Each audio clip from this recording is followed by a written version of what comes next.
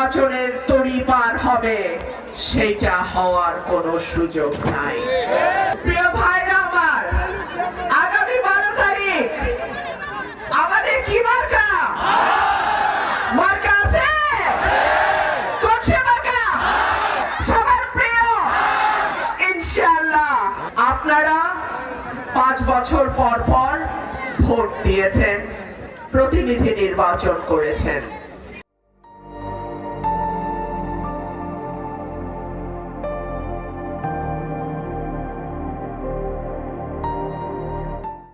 কিন্তু একজন যোগ্য অভিভাবক যদি আপনাদের পাশে না থাকে, একজন যোগ্য অভিভাবক যদি এলাকার অভিভাবকত্ব না নেয়, তাহলে এলাকার উন্নয়ন অগ্রগতি সম্ভব না। এইবার জরিপে বলছে 30% মানুষ, মানে 100 জনের মধ্যে 30 জন মার্কা দেখবে না, তারা প্রার্থী খুঁজবে।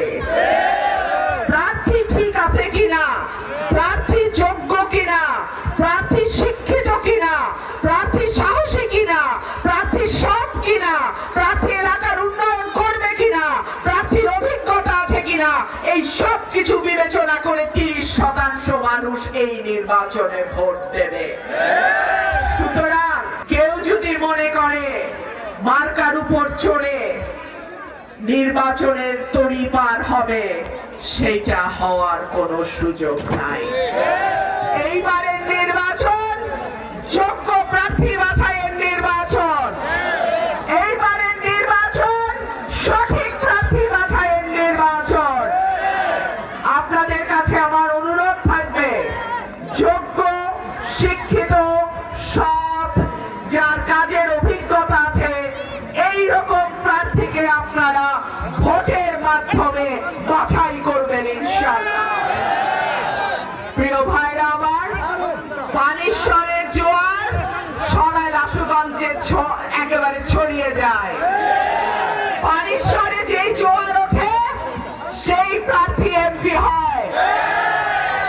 আবার উত্তর থেকে দক্ষিণ, পূর্ব থেকে পশ্চিম, যেদিকে তাকাও হাস হাস আর হাস।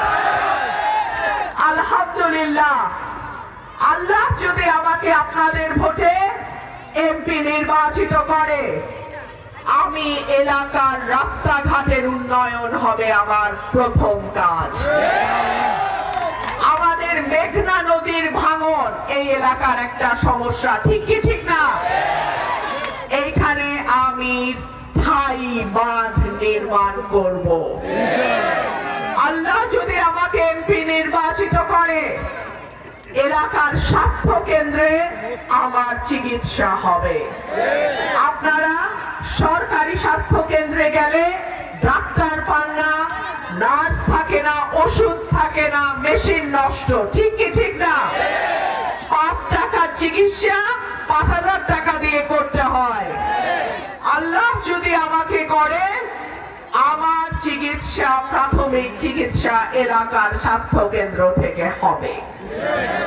এলাকার স্কুল, বাচ্চাদের স্কুল, কলেজ, মাদ্রাসা, মসজিদ, মন্দির, শ্মশান সহ যেই প্রতিষ্ঠানগুলো আছে, সেই প্রতিষ্ঠানগুলোর যেই নির্দিষ্ট বরাদ্দ থাকবে সরকার থেকে, সেইটা